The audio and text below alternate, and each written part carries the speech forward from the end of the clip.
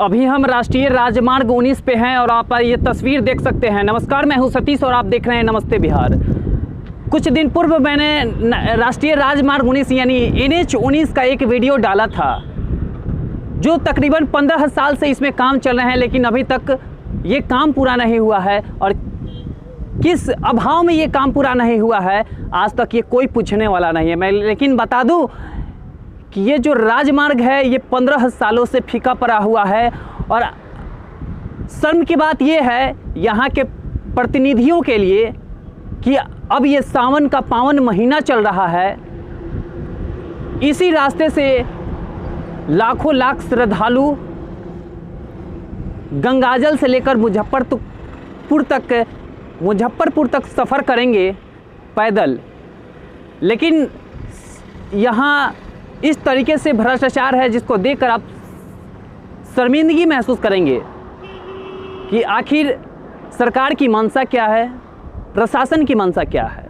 सिर्फ भ्रष्टाचार ही भ्रष्टाचार आपको दिखेगा।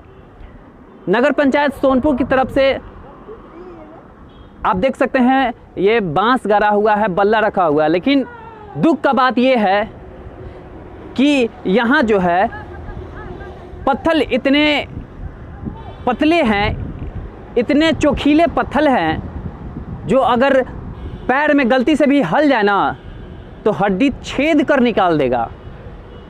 लेकिन दुर्भाग्य है सारण वासियों के लिए और शर्म की बात है यहाँ के प्रतिनिधियों के लिए कि बिहार के कोने कोने से लोग आज सावन के महीने में जल उठाकर और यात्रा करेंगे, भोलेनाथ का दर्शन करने जाएंगे। आपको ये सुनकर अचंभित होगा कि हम लोग लोकतंत्र में रहते हैं, लोकतांत्रिक देश में रहते हैं, लेकिन मुझे नहीं लगता, क्योंकि यहाँ के अधिकारी से लेकर नेता तक भ्रष्ट हैं। किन्हीं को किसी प्रकार की चिंता नहीं है। अगर ये सड़क बन गया होता तो लोगों को इतना कठिनाई झेलना नहीं पड़ना होता। आप पीछे ये तस्वीर देख रहे हैं, बोलबम लोग सफ़र कर रहे हैं, लेकिन यहाँ कारपेट बिछाया गया है, वो भी कारपेट सही तरीके से नहीं है।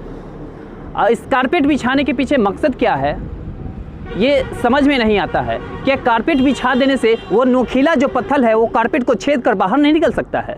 निकल सकता है।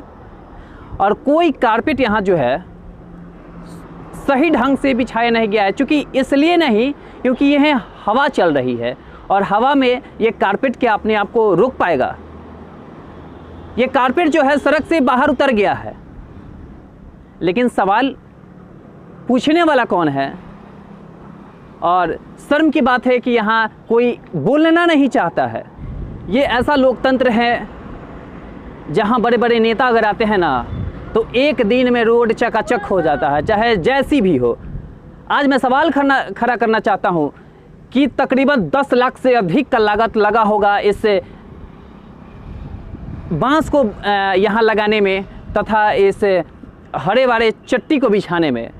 लेकिन मैं आपको बता दूं कि अगर उसी 10 लाख से अगर वो पतला वाला छाई बिछ जाता ना तो कहीं ना कहीं इस रोड में एक परत हो जाता और ये इसे मजबूती प्रदान होती। लेकिन ऐसा तो होगा नहीं और विश्वास भी हम लोग नहीं रखते हैं। गौर फरमाइए ना कि कैसा ये लोकतंत्र है, जहाँ बड़े नेता आते हैं तो उनके लिए हाई फाई रबर वाला रोड बन जाता है, रबर वाला।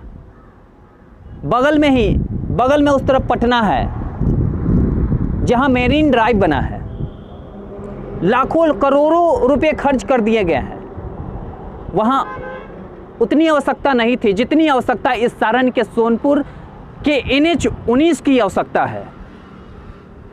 घंटों लोग इस सड़क में फंसे रह जाते हैं। और इस सावन के दिन में मैं सवाल करना चाहता हूं कि सावन के दिन में लाखों श्रद्धालु जो है ऐसी स्थिति में क्यों चल रहे हैं?